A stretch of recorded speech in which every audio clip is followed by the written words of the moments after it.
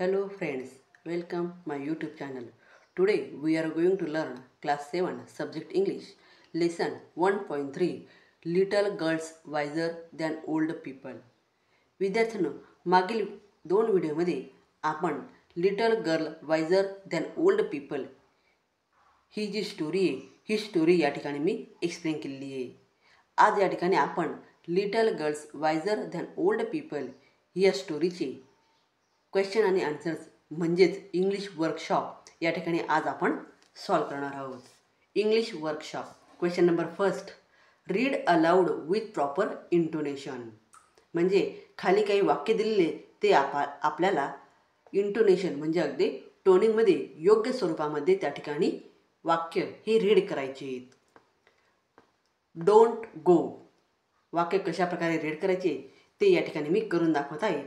तुम्ही याचप्रमाणे वाक्य हे रिपीट करून याची प्रॅक्टिस करायची. Don't go, don't go. I am afraid, never mind, never mind. Look out, look out. Shame on you, shame on you. अशा प्रकारे हे सेंटेन्सेस या ठिकाणी रीड करायचे.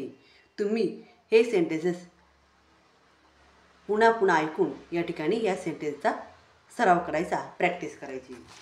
त्यानंतर नेक्स्ट क्वेश्चन आहे,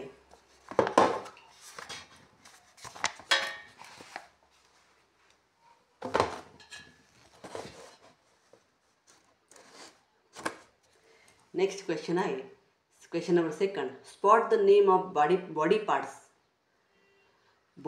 parts from the story. Add 3 other name on your own. या ठिकाणी तुम्हाला बॉडी पार्ट्स या स्टोरीमध्ये जे बॉडी पार्ट्स आलेले ते या ठिकाणी राईट डाऊन करायचे आणि त्या व्यतिरिक्त अजून जेही बॉडी पार्ट्स आहेत ते तुम्हाला ॲड करून त्या ठिकाणी ते बॉडी पार्टचे नेम हे राईट डाऊन करायचे. या ठिकाणी तुम्ही पाहू शकता बॉडी पार्टचे नेम हे नोटबुकमध्ये राईट डाऊन केलेले आहे. मग कोणकोणते बॉडी पार्ट्स आहे? हेड, अँकल, फूट, नोज, आईज, नेक, हेअर, चीन, चीक. अशा प्रकारे बॉडी पार्ट्स हे या ठिकाणी आहेत. त्यानंतर नेक्स्ट क्वेश्चन आहे, list the character in the story and write their approximate ages. या ठिकाणी तुम्हाला लिस्ट तयार करायची. तर कसली? कॅरेक्टरची. या स्टोरीमध्ये कोणकोणते कॅरेक्टर आले आहेत त्यांची नावं या ठिकाणी आपल्याला राईट डाऊन करायची. म्हणजे मलाशा, अकुल्का, मलाशाच मदर, अकुल्काच मदर, ग्रँडमदर, मलाशाच फादर, अकुल्काच फादर.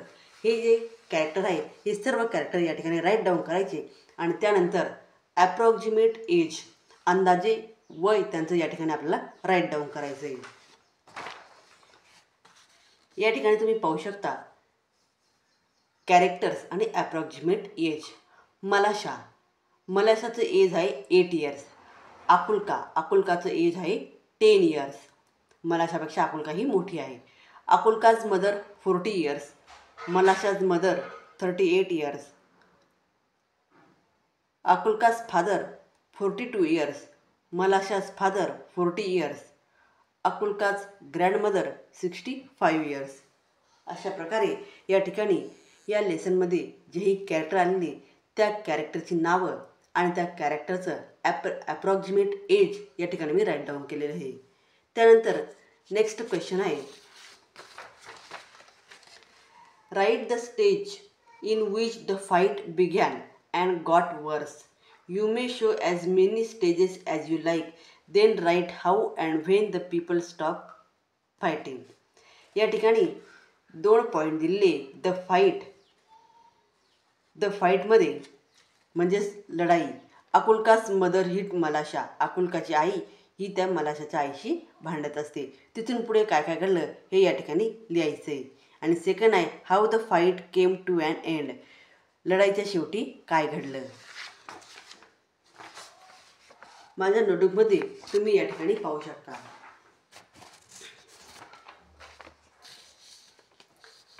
फर्स्ट पॉईंट आहे द फाईट.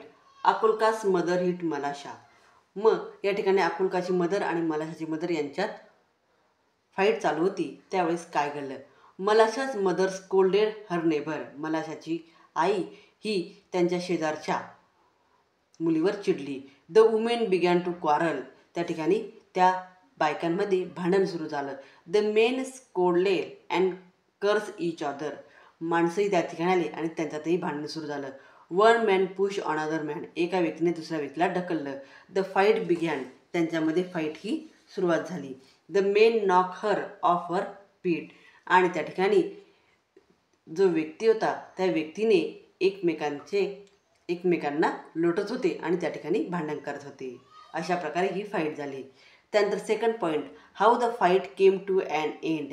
या फाईटच्या शेवटी काय घडलं. Grandmother step in and began to talk to the quarrelling peasant. Grandmother त्या दोघं बायकांच्या मध्ये आली आणि त्यांचं भांडण मिटवण्याचा प्रयत्न केला. She try to stop them.